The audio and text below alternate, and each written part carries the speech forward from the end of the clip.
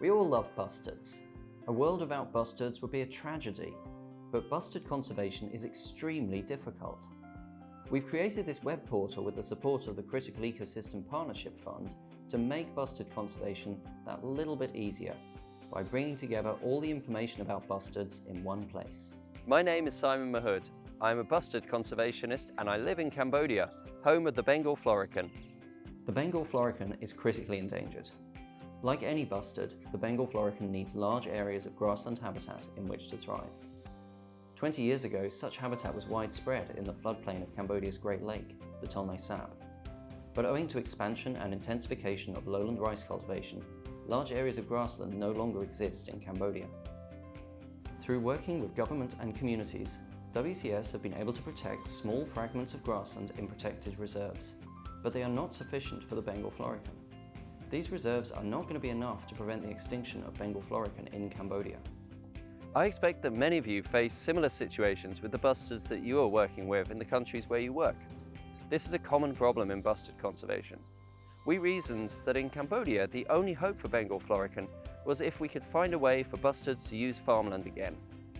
Rural development in Cambodia, as in most countries, has been all about rapid intensification of farming to maximise crop yields.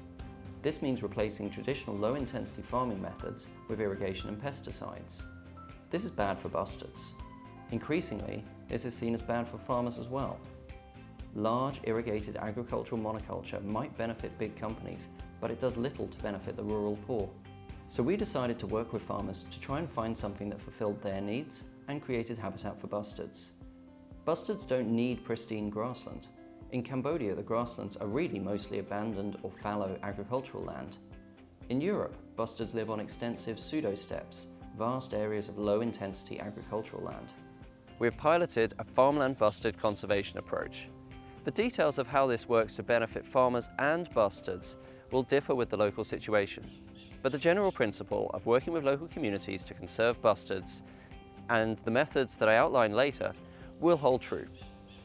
In places where it's now impossible to protect large areas of natural habitat, we believe that working with farmers is the only hope for bustard conservation.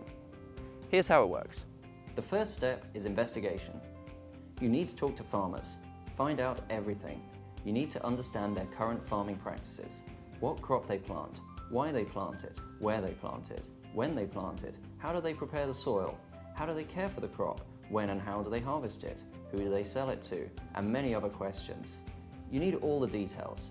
It's a good idea to have an agronomist. And then you need to understand their aspirations. What do they want to grow?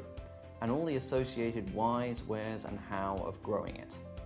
And of course, you also need to know something about what the bustards are doing. Do they use farmland areas at all?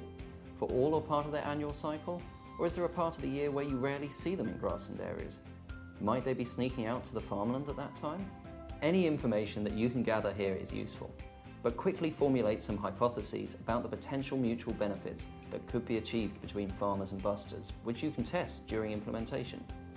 Maybe there are things that you can tweak in the farming method that could make farmland better for bustards.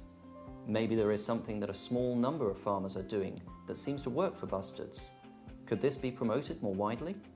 Read the resources on this portal to look for similar situations in other countries and be inspired. Talk with the community here using the chat function. Develop a theory of change. And don't be afraid to be wrong. Step 2 is implementation. Now that you've got some ideas, test them out.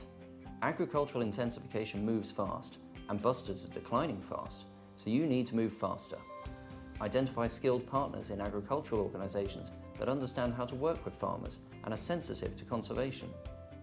Look for a market demand that you could tap into and private sector partners that see value in the proposed intervention and the resulting product. Involve relevant government agencies and keep them engaged. What you are doing will be attractive.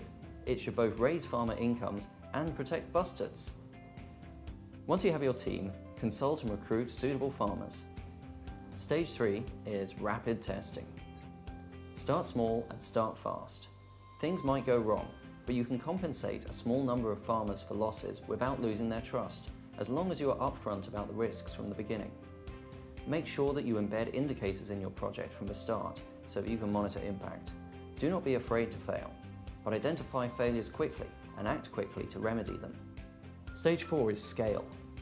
If you've got something that seems to be working, then move to scale rapidly.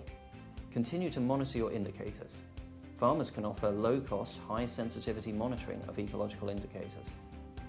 Get the farmers all fired up about Bustard conservation and turn them into Bustard ambassadors. Then promote the working model to the private sector and the government.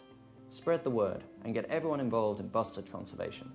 Please use the resources on this portal and contribute your reports, papers, media, everything you've got, so that we can work together to save bustards. Try things. Don't be afraid to fail. Tell us about your successes and your failures. Together, we can prevent the extinction of bustards.